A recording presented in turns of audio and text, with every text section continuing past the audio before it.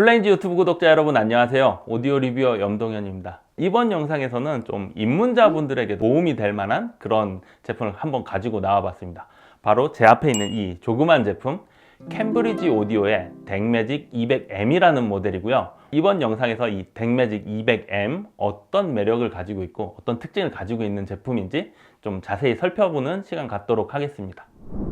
자, 본격적으로 이 제품 소개해드리기 전에 캠브리지 오디오라는 회사 어떤 위치를 가지고 있는지 현 주소를 좀 잠깐 살펴보고 가도록 하겠습니다.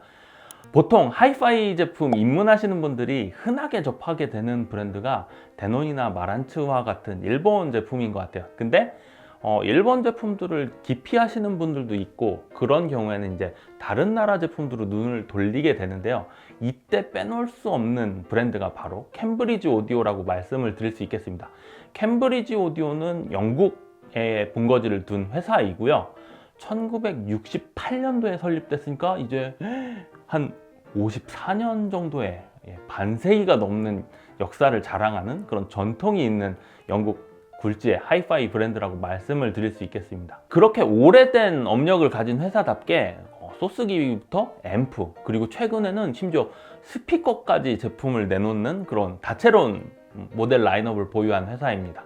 그래서 캠브리지 오디오 하면은 그냥 영국을 대표하는 대중적인 하이파이 브랜드라고 말씀을 드려도 과언은 아닌 것 같아요. 근데 이렇게만 설명하면 조금 아쉬운 감이 있어요. 왜냐하면은 왓츠 하이파이부터 스테레오 파일즈까지 약간 유수의 해외 매체들로부터 호평받는 기기들을 상당히 많이 발매해와서 좀 전통도 있지만 호평을 많이 받았던 브랜드가 곳곳에 위치하는 메인스트림 브랜드라고 말씀을 드릴 수도 있겠습니다. 실제로 저 같은 경우에도 이렇게 하이파이 입문 구력이 약 20년에 가까운 시절을 보내긴 했지만 저도 한 2모델 정도는 직접 사서 경험해봤던 그런 브랜드이기도 하고요. 실제로 지금도 캠브리지 오디오 과주루 752BD라는 블루레이 플레이어를 아직 보유를 하고 있습니다. 그럴 정도로 입문하시는 분들은 꼭 한 번쯤은 거치게 되는 브랜드가 아닐까라는 생각이 듭니다. 덱매직 제품도 약간 히스토리가 있어서 잠깐 좀 설명을 드리도록 하겠습니다. 하프 사이즈의 덱매직 오리지널 제품은 2008년도에 처음 발매가 됐습니다. 이 제품 그 당시 네트워크 플레이어가 막 1세대 제품이 릴리즈되던 시절이었는데, 최고가 네트워크 플레이어에서 썼던 올프슨에서 나온 그 고급 DAC 제품이 덱매직 제품에 동일하게 적용돼서 성능도 상당히 좋았습니다. 그래서 저렴한 가격 대비 출중한 성능으로 시장에서 상당히 많은 반향을 일으켰던 그런 제품입니다. 그래서 덱매직 발매를 기점으로 이렇게 분리형 단품 DAC 상당히 유행하는 그런 모양새가 계속 이어지기도 했는데요. 이후 후속타로 발매된 모델은 2012년도에 2종의 모델로 등장을 했습니다. 이게 지금 하프 사이즈라고 말씀을 드렸는데, 이거보다도 더 미니 버전의 덱매직 100이라는 모델이 나왔어요. 그래서 작은 크기지만 메인 핵심 칩셋은 동일하고요. 필요 없는 그런 기능들은 확 덜어내서 부담을 더 줄였던 그런 모델이 하나 나왔고요. 좀 업그레이드 개념으로 헤드폰 단자를 추가하고 볼륨 조절 노브를 탑재를 해가지고 지금 제 앞에 있는 외형과 거의 동일한 외형을 하고 있는 제품이 덱매직 플러스라는 제품입니다. 두 모델 다 동일한 WM874 계열의 칩셋을 탑재를 했습니다. 그래서 MQA라든가 DSD 같은 그런 포맷을 지원을 전혀 안 해주고 있어서 캠브리지 오디오 사용자분들의 약간 원성이 있었습니다. 이번에 그런 업데이트 대거 채용을 해서 나온 그런 신제품이 이제 소개해드릴 제품 덱매직 200M이라고 말씀을 드릴 수 있겠습니다. 자, 그럼 지금까지 덱매직 라인업 어떤 제품 라인업이 있는지 소개를 드렸고요. 200M 외관부터 좀 차근차근히 설명드리도록 하겠습니다. 전통적으로 캠브리지 오디오는 전면 패널을 알루미늄으로 이렇게 마감을 했는데, 이 제품 동일하게 그렇게 마감을 했고요. 샤시에는 크게 힘을 준 그런 모델은 아닙니다. 아무래도 좀 가격대가 있는 모델이다 보니까 일반적인 그런 철 샤시로 마감을 했고요. 가장 왼쪽에 전원 버튼 위치하고 있고요. 그 옆에 어떤 소스를 선택하실 거냐 누르는 이제 소스 선택 버튼이 있습니다. 볼륨 조절 노브 크게 자리하고 있고요. 그 옆에 위치한 이 버튼은 필터 선택 버튼이라고 해서 어떤 필터를 선택할 것이냐 고르는 그런 버튼입니다. 이 오른쪽에 있는 LED들은 재생을 할 때 이 곡이 몇 비트에 몇 kHz 이런 곡의 스펙을 나타내주는 그런 LED입니다. 그런데 MQA라는 LED는 조금 기능이 다릅니다. MQA가 풀 디코딩을 할 때 어떤 MQA냐에 따라서 파란색이 들어오느냐, 녹색이 들어오냐, 아니면 마젠타색이 들어오느냐, 뭐 이런 식으로 색깔이 변하는 LED고요. 헤드폰 단자가 있습니다. 6.35파이 일반적인 그 헤드폰 단자 지원을 하고 있고요. 이 볼륨 노브를 돌려서 헤드폰 단의 볼륨을 조절을 할 수도 있고요.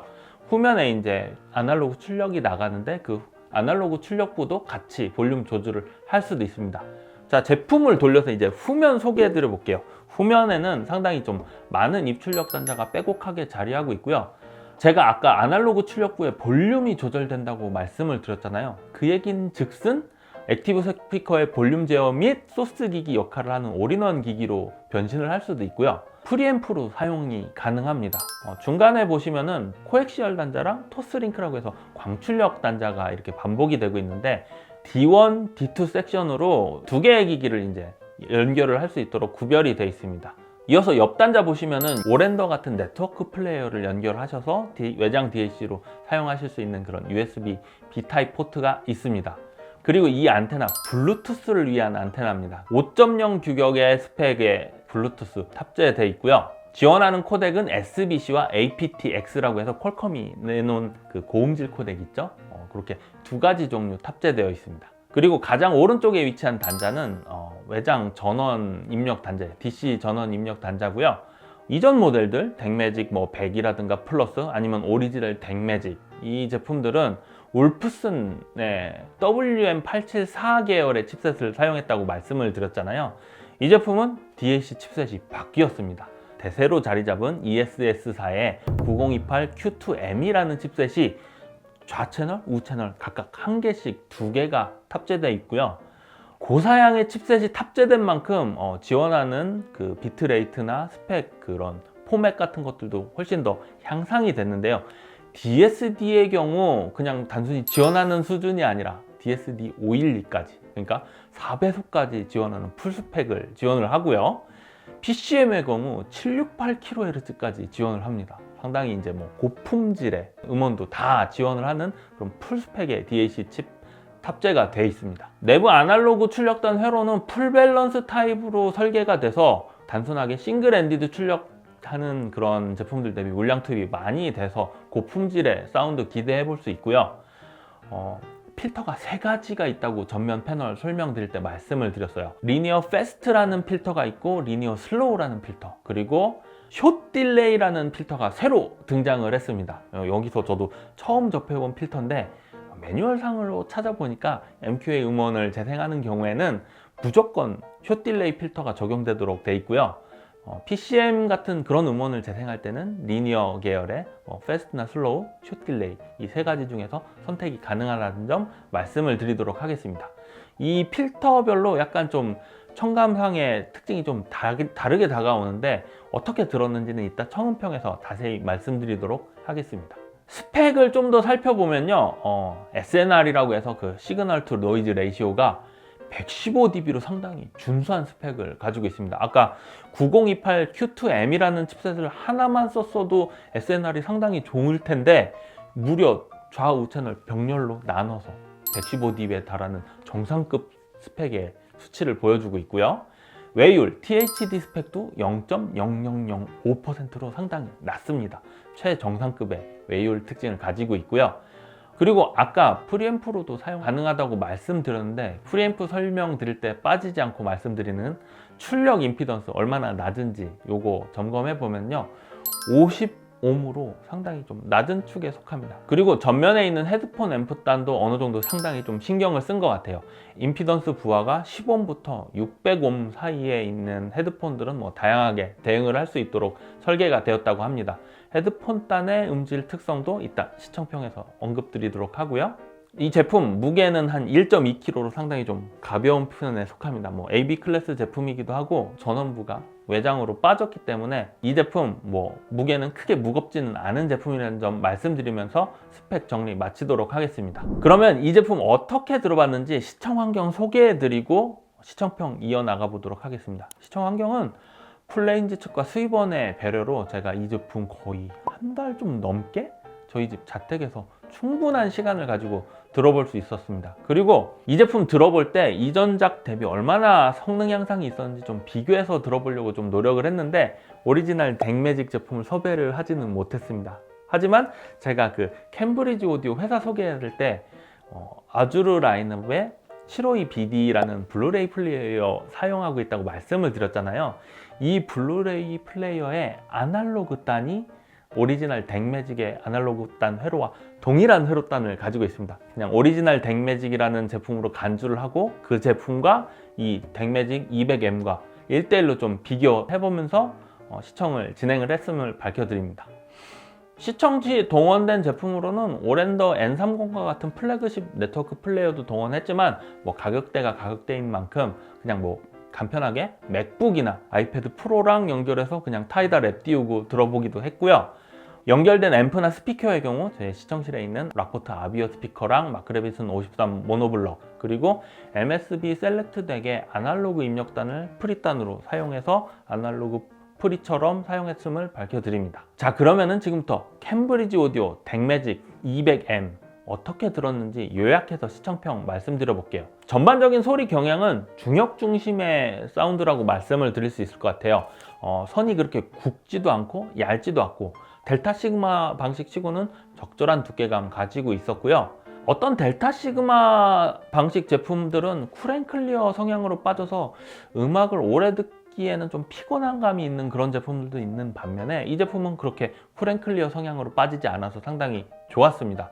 그리고 기본적으로 그 중역 중심의 사운드라고 말씀드렸지만 기본기가 상당히 탄탄해서 토널 밸런스 상으로도 상당히 기본기가 탄탄한 그런 모습을 보여줬고요. 이 제품 이전작과 비교를 했다고 말씀을 드렸는데요. 전작과 비교한다면 중역이 좀 더 순도가 높아졌고요. 다이나믹스 특성이 좀 개선이 됐고요. 적절한 해상력으로 토널 밸런스 특성이 상당히 준수한 기본기가 탄탄한 재사용음을 들려줬다고 생각이 됩니다. 자, 그리고 전면 소개해 드릴 때 필터를 3개 중에 하나 골라서 들을 수 있다고 말씀드렸는데 요 필터 선택해서 듣는 재미가 상당히 쏠쏠하더라고요. 이 필터 선택의 부분에 있어서는 약간 취향이 갈릴 수 있는 호불호의 영역이기 때문에 뭐 정답은 없다고 생각합니다. 근데 저는 이 제품 숏 딜레이 필터가 거의 정답이라고 생각할 정도로 숏 딜레이 필터에 완전히 극호감을 가지게 되었습니다. 다른 필터는 약간 좀 저역의 마무리라든가 그런 다이나믹스 특성이 조금 떨어지는 느낌을 받았는데 숏 딜레이 필터를 거는 순간 저역 마무리라든가 마무리 그리고 양감, 다이나믹스 표현 측면에서 다른 필터 대비 수준 높은 그런 재생음을 들려줬다고 생각해서 저는 숏 딜레이 필터를 적극 추천드리고 싶습니다. 숏 딜레이 필터 외에도 리니어 패스트 필터 정도는 저도 추천을 드리고 싶어요. 그래서 이 숏 딜레이 필터 또는 리니어 패스트 필터 둘 중에 하나 선택하시는 거를 추천을 드리고요. 장르에 따라 좀 다르게 선택할 수 있다는 점 말씀드리면서 필터 설명 마치도록 하고요. 시청평 정리해보면은 기본기가 상당히 튼실하게 잘 된 그런 재생음을 들려준 모델이라고 생각이 됩니다. 입문형 모델에서 어떤 토널 밸런스 측면이라든가 뭔가 자기 버릇이 있는 제품이면은 제가 좀 쉽게 추천을 못 드릴 것 같은데 그런 측면에서 문제가 없고 전반적으로 그런 기본기가 상당히 탄탄했다는 점 말씀을 드리겠습니다. 자, 첫 번째로 들어본 곡은 클래식 곡을 선택을 해봤습니다. 텔랑 레이블에서 나온 세이지 오자와 지휘와 조셉 실버스테인의 연주로 비발디 4개 가을 3악장과 겨울 1악장, 2악장 이렇게 3가지 악장을 들어봤습니다. 재생음을 이렇게 좀 묘사를 해보면은 힘있고 다이나믹한 그런 음이 상당히 재생음에 잘 표현이 됐습니다. 전작 대비 해상력이 개선됐기 때문에 그 전체적인 그런 윤곽을 표현하는 능력이라든가 세부 묘사가 디테일이 훨씬 더 좀 잘 살아있는 것을 확인할 수 있었고요. 이어지는 겨울 1악장에서는 약간 스산한 분위기를 이렇게 조성하다가 막 빠르게 음표들이 막 쏟아지는데요. 그런 음표들, 빠르게 쏟아지는 음표들을 스피드하게 잘 표현해 줬습니다. 상당히 인상적이고 재밌게 잘 감상을 마쳤고요. 이어서 들어본 곡은 다니엘 하딩 지휘의 마리아 호앙 피레스의 피아노 연주로 베토벤 피아노 협주곡 3번, 4번이 수록되어 있는 이 앨범 들어봤습니다. 이 3번 4악장이 도입부가 빠른 연주로 이렇게 시작을 하거든요. 되게 긴장되는 리듬감을 잘 표현을 해줘야 되는데 기본기가 아까 탄탄하다고 말씀을 드렸던 이유가 이런 부분에서 잘해줬기 때문입니다. 힘이 들어가고 빠져야 될 때 이런 완급 조절 표현이 되게 좀 어색한 그런 입문기들이 좀 있을 수밖에 없는 그런 가격대의 제품인데, 이 제품은 그런 측면에서 상당히 완급 조절 잘해줬고, 오케스트라의 풀스케일을 잘 표현하는 능력이 있어야만 이 곡의 풀스케일을 잘 표현이 되는데 어느 정도 상당히 잘 표현해줬다는 점, 그런 점 말씀을 드리고 싶습니다. 중역 중심이라고 말씀은 드렸지만 중고역 특징 상당히 괜찮은 편이었고요. 저역이 조금만 더 나왔으면 좋겠다라는 생각이 들긴 하지만 이 가격대에선 전혀 흠이 아닙니다. 어디까지나 최정상급 기기와의 비교해서 그렇다는 거지 상당히 우수한 저역 퍼포먼스 느낄 수 있었습니다. 아까 뭐 다이나믹스 특성이 좋았다라는 평을 제가 말씀을 드렸잖아요. 그런 평을 하려면 저역이 충분히 나와줘야만 그런 평가를 할 수 있는데, 다이나믹스 특성 충분히 좋았습니다. 전자기 해상력이 엄청나게 떨어지는 건 아닌데 이런 오케스트라의 전체 골격을 표현하는 능력에 대해서는 캠브리지 덱매직 200M 상당히 많은 발전을 이뤄낸 것 같습니다. 그런 측면에서는 훨씬 더 잘 그려주고 있었고요. 세부 묘사도 그러다 보니까 좀 더 잘 해주고 있다는 느낌 확실히 확인할 수 있었습니다. 이 정도로 두 번째 곡 시청 소감 마치도록 하고요. 마지막 곡 약간 좀 팝으로 골라봤습니다. 세 번째 들어본 곡은 다프트 펑크의 랜덤 액세스 메모리즈라는 유명한 앨범이죠. 이 앨범에서 가장 유명한 곡인 Get Lucky를 감상을 해봤습니다. 다이나믹스 표현 능력이 출중해야만 이 음악이 가지고 있는 그런 그루브, 흥겨운 느낌, 이런 들썩들썩하는 이런 느낌 잘 살릴 수 있는데요.